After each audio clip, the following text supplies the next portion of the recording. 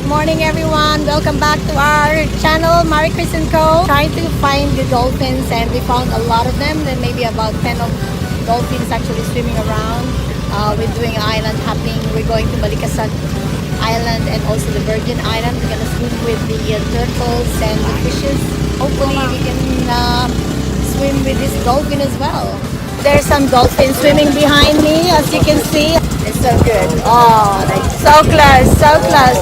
Amazing. So close. It's so good.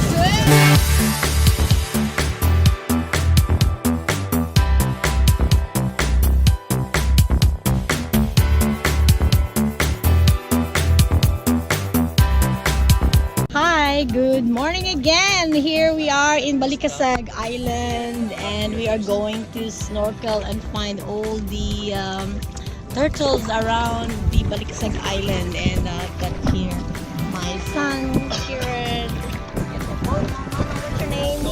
Tony, Camille, and Mark is here. There you go. Hello, Mark. Good morning. That's it. So hopefully we'll find lots of turtles. Apparently they said there's about hundreds of them. But hey, it's a big ocean. We'll see our luck.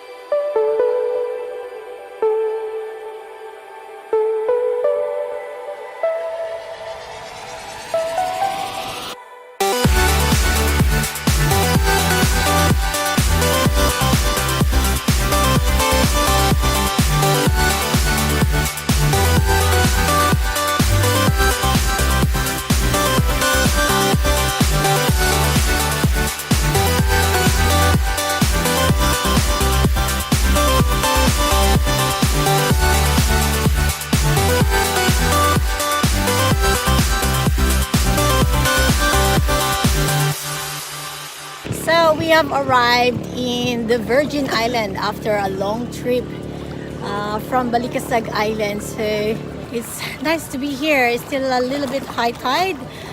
The water is still up high. I don't know if I able to see the sand, and I don't know if I could actually fly the drone. But anyway, we will try to do our best to see if we could fly today here in Virgin Islands. So in the Balicasag Island, we have enjoyed the turtles. We have seen 3 turtles. We've seen lots of fishes and starfishes. It's quite amazing actually to swim with the turtles. And I saw one of them actually ate jellyfish. And hopefully I got them into my GoPro. There's a lot of people actually selling foods in here, which is really great. You can see the shops there. There's some little nipa hut where you can buy some food.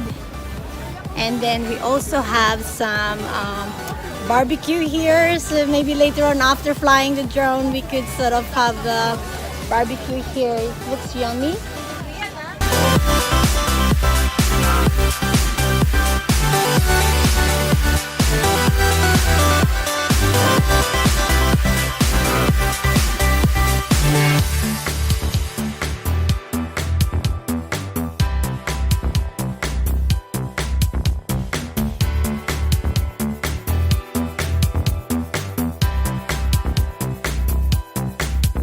I never thought of eating a seashells like this. Really amazing. I've never tasted one of them. I don't know what's it called. Spider conch shell. Spider Conch. shell. That's what Manang said. I wonder what it tastes like. I will probably have to give it a try later. Tastes like squid. Like sweet.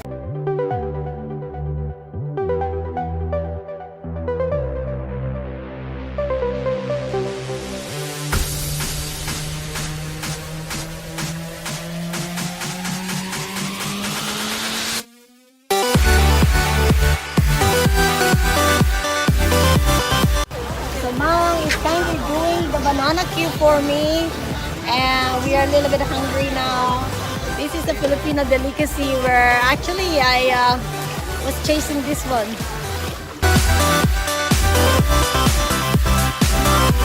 Banana cue from the Philippines. Banana cue is finished. It was delicious. Virgin Islands banana cue. Thumbs up.